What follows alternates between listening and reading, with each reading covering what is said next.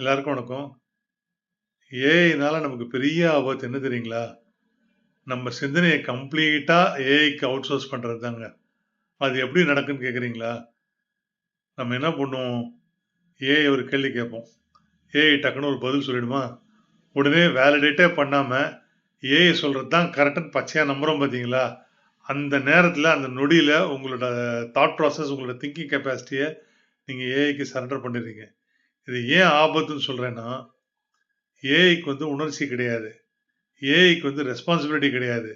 ஏஐக்கு நம்ம அது செய்யற ஒரு விஷயத்தோட ரியாக்ஷன் பத்திய கவலையெல்லாம் கிடையாது. அது அதோட ஒரே பர்ப்பஸ் என்னன்னா, யார் என்ன கேட்டாலும் ஒரு ஹியூமன் கன்வர்ஸ் பண்ற மாரி அது அது நம்ம கூட பேசணும். அதுதான் அதோட ஒரே வேலை. ஓகேயா? இப்படி இருக்கும்போது, முதல்ல ஏஐ நமக்கு அசிஸ்டன்ட்டா இருக்கும். அப்புறம் 2வது நம்ம அதுலேருந்து முன்னேறி நம்ம அது ஏஐ ஒரு ரெஃபரன்ஸ் கைடா வச்சுப்போம். கடைசியில என்ன ஆகும்? ஏஐ தான் எல்லாமேன்னு சரண்டர் ஆயிடுவோம். இந்த டைம்ல நம்ம நம்மளோட தாட் ப்ராசஸ் கைய விட்டு போயிடும். அப்போ ஏஐ என்ன சொன்னாலும் கரெக்ட்ன்னு நம்புறதுனால, அது தப்பா இருந்தாலும் சரி, அதோட விளைவுகள தான் நம்ம அனுபவிக்கணும். அப்படி பண்ணாம இருக்கணும்னா, இந்த ஆபத்துல சிக்காம இருக்கணும்னா, நீங்க ஏஐ கிட்ட என்ன வேணா கேளுங்க. ஆனா ஏஐ என்ன பதில் சொன்னாலும், நீங்க அத வேலிடேட் பண்ணணும். ஹியூமனோட அந்த தாட் ப்ராசஸ் யூஸ் பண்ணி நீங்க வேலிடேட் பண்ணணும்.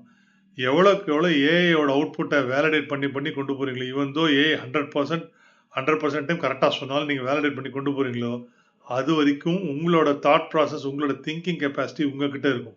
So you will be in control.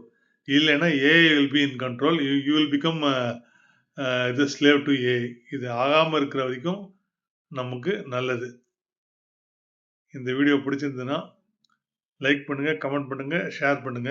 AI Tamil சேனல subscribe பண்ணி பாருங்க. நன்றி.